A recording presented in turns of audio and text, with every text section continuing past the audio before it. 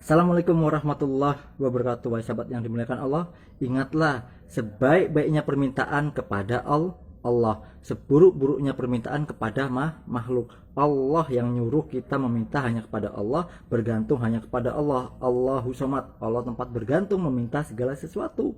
Kalau kita meminta kepada Allah, jangan ngukur kemampuan kita, jangan gunakan otak dan akal logika kita, karena nggak akan nyampe. Tapi gunakanlah iman kita, keyakinan kita. Kalau kita minta kepada Allah, jangan memikirkan dari mana apa mungkin.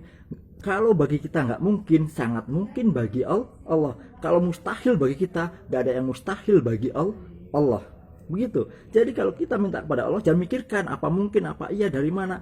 Karena Allah sudah menerangkan, jika kita bertakwa kepada Allah, Allah akan bukakan jalan keluar baginya dan memberinya rezeki dari arah yang tidak disangka-sangka, gak masuk akal kita. Maka gak usah mikir, yang penting kita minta, nyebut, begitu.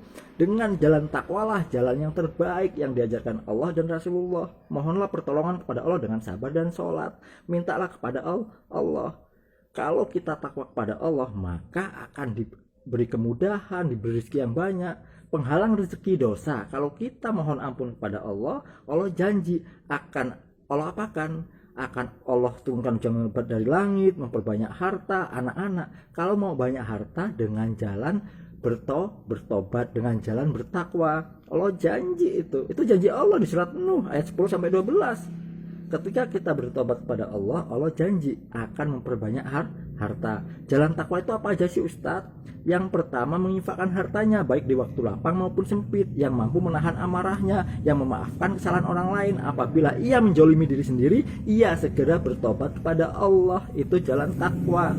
Itu orang-orang takwa. Dalilnya surat Ali Imran ayat 134 sampai 35. Itu orang takwa itu. Maka dari itu kalau kita banyak bersedekah, banyak memohon ampun, lalu kita memaafkan kesalahan orang lain, mampu menahan amarah kita, insya Allah itu jalan takwa. Lalu kita memperbanyak sholawat kepada baginda Nabi Muhammad SAW, itu jalan wasilah yang tercepat, jalan pintas untuk mendekatkan diri kepada Allah. Dengan wasilah sholawat itu minta, perbanyaklah sholawat dengan sebanyak-banyaknya. Kalau kita sholawat kepada Allah, kepada Rasulullah, maka dosa diampuni, hajat dikabulkan. Maka gunakanlah iman kita untuk meminta kepada Allah. Jangan menggunakan akal kita, jangan menggunakan logika kita, tapi gunakan iman kita. Mudah bagi Allah, punya 1000 jalan, punya 1.000.000 jalan Allah untuk mewujudkan rezeki kepada kita. Kalau kita nggak tahu gimana caranya, solusinya, tapi Allah tempat sebaik-baiknya yang punya solusi. Jangan ngejar duit, tapi kejarlah yang punya duit. Siapa itu? Allah.